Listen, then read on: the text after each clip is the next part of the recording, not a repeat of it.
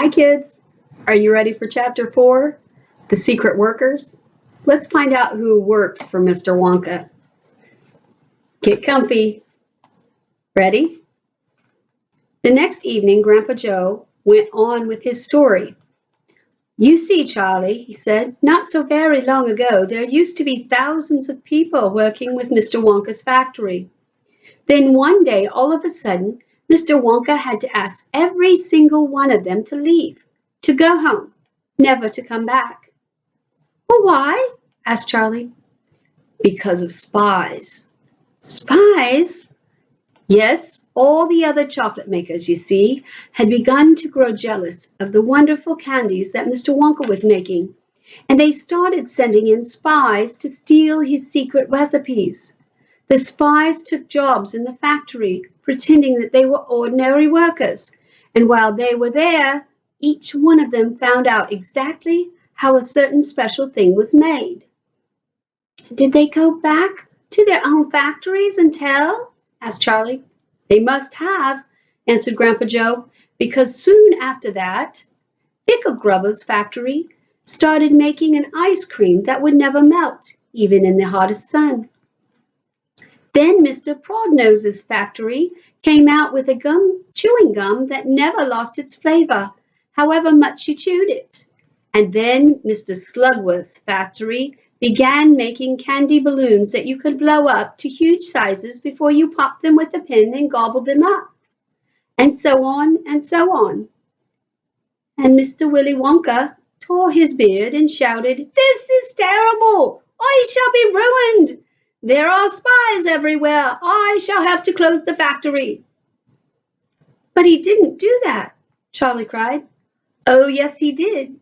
He told all the workers that he was sorry, but they would have to go home. Then he shut the main gates, fastened them with a chain, and suddenly Mr. Wonka's giant chocolate factory became silent and deserted. The chimney stopped smoking, the machine stopped whirring, and from then on, not a single chocolate or candy was made. Not a soul went in or out. Even Mr. Willy Wonka himself disappeared completely. Months and months went by, Grandpa Joe went on, but still the factory remained closed, and everybody said, "Poor Mr. Wonka, he was so nice, and he made such marvelous things, but he's finished now, it's all over." And then something astonishing happened. One day early in the morning, thin columns of white smoke were seen to be coming out of the tops of the tall chimneys of that factory. People in the town stopped and stared. "What's going on?" they cried.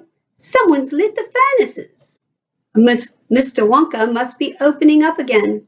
They ran to the gates, expecting to see them wide open, and Mr. Wonka standing there to welcome his workers back. But no, the great iron gates were still locked and chained as securely as ever, and Mr. Wonka was nowhere to be seen. "But the factory is working," people shouted. "Listen, you can hear the machines. They're all whirring again. You can smell the smell of melting chocolate in the air." Grandpa Joe leaned forward and laid a long bony finger on Charlie's knee, and he said softly, "But the most mysterious of all, Charlie, were the shadows in the windows of the factory. The people standing on the street could see small dark shadows moving about behind the frosted window glass." "Shadows of whom?" Charlie said quickly. That's exactly what everybody else wanted to know. "The place is full of workers," the people shouted, "but nobody's gone in. The gates are locked. It's crazy. Nobody ever comes out either."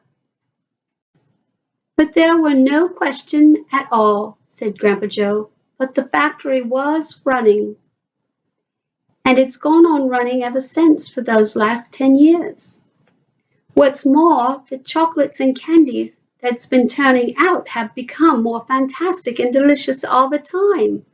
And of course now, when Mr. Wonka invents something new and wonderful candy, neither Mr. Pickle Grubber nor Mr. Prodnose nor Mr. Slugworth nor anybody else is able to copy it." No spies can go into the factory to find out how it's made. But, Grandpa, who? Cried Charlie. Who is Mr. Wonka using to do all the work in the factory? Nobody knows, Charlie. But that's absurd. Hasn't someone asked Mr. Wonka? Nobody sees him anymore. He never comes out. The only things that come out of that place are chocolates and candy. They come out through a special trap door in the wall, all packed and addressed, and they are picked up every day by the post office trucks. But, Grandpa, what sort of people are they that work in there? My dear boy, said Grandpa Joe, this is one of the great mysteries of the chocolate-making world. We know only one thing about them. They are very small. The faint shadows that sometimes appear behind the windows, especially late at night when the lights are on, are those of tiny people no taller than my knee.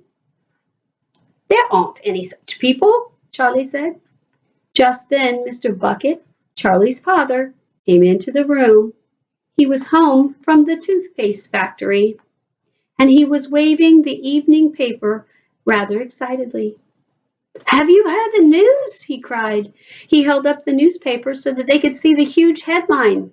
The headline said, Wonka Factory to be opened at last to a lucky few.